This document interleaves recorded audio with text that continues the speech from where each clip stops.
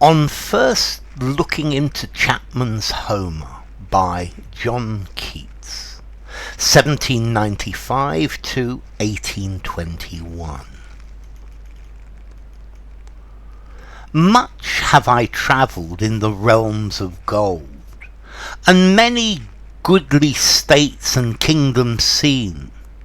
Round many western isles have I been, which bards in fealty to Apollo hold. Oft of one wide expanse had I been told, that deep-browed Homer ruled as his demesne. Yet did I never breathe its pure serene, till I heard Chapman speak out loud and bold. Then felt I like some watcher of the skies, when a new planet swims into his ken, or like stout Cortez, when with eagle eyes he stared at the Pacific, and all his men looked at each other with wild surmise, silent upon a peak in Darien. Okay, this is a poem by John Keats. John Keats is an English poet from London. He was one of the great romantic poets. Sadly, he died when he was 25. He died of tuberculosis, so he died at a very early age. Now, I think this poem was written when he was 20 years old, and this poem is written about his discovery of Chapman's translation of Homer. This was a translation by George Chapman in the 16th or early 17th century, and Keats had read this translation of Homer, and that's why he wrote this poem, because he was so moved by the beauty of Homer's work. He was transported into a new world, and he says it's like the experience of an astronomer discovering a new planet, or an explorer discovering a new land. And well, this is in the form of a sonnet, and he's just overwhelmed by this. And the poem itself is about the power of literature.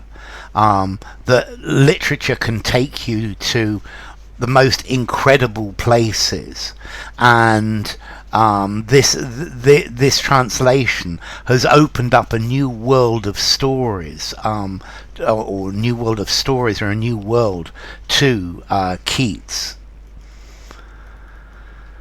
Much have I travelled in the realms of gold. So I've travelled to many lands, many wonderful places, and many goodly states and kingdoms seen. So this is talking about the land of literature, the land of poetry, the land of imaginative writing, and this writing has taken me to amazing places. It's taken me to many beautiful countries, to many beautiful kingdoms. Round many western isles have I been, which bards in fealty to Apollo hold. So I've sailed round many western islands, which poets who are loyal to Apollo, or these where there are poets loyal to Apollo. Now, I think this idea of the Western Islands, this is I think echoing the idea of Odysseus, who's sailing round the Greek islands in the Odyssey by Homer, and he's paralleling the fact that he's been to, or his mind has been to many Western islands. Oft of one wide expanse had I been told, that deep-browed Homer ruled as his demesne. So each of these islands is like a poet. Let's see, Apollo is the god of poetry. He's the god of poets. And Keats had often heard about one particular Western island, one of these islands, which was the demesne, the kingdom of Homer, the area that Homer ruled. And he'd heard about it, but he'd never been able to access it. Yet did I never breathe its pure serene, till I heard Chapman speak out loud and bold.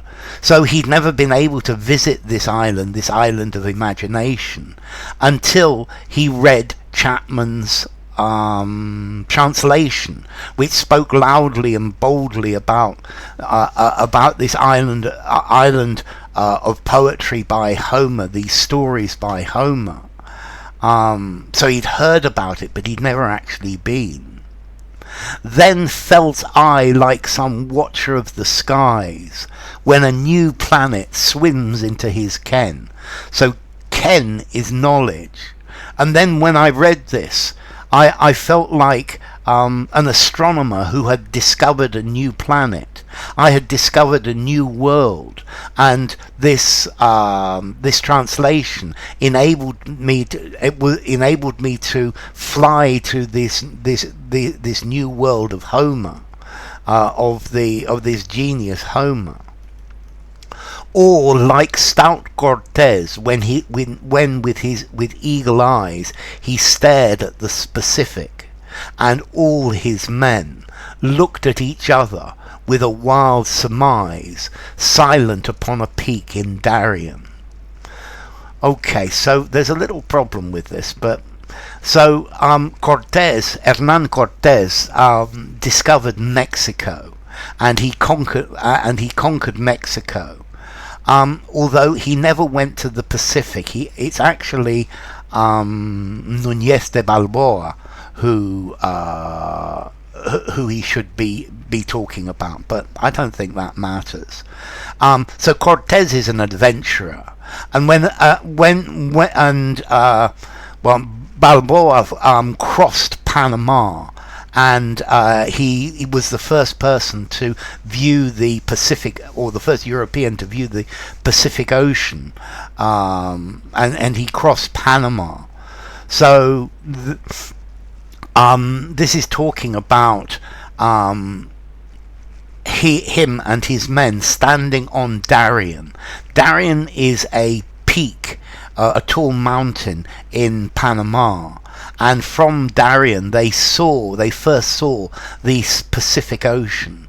So this is it's a metaphor, like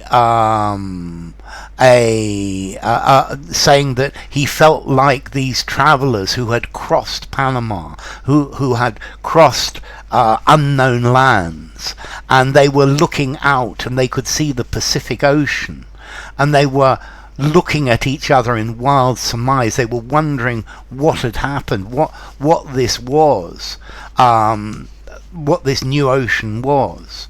So they had crossed Panama, and they had discovered the Pacific Ocean, and he felt like an explorer discovering a new place.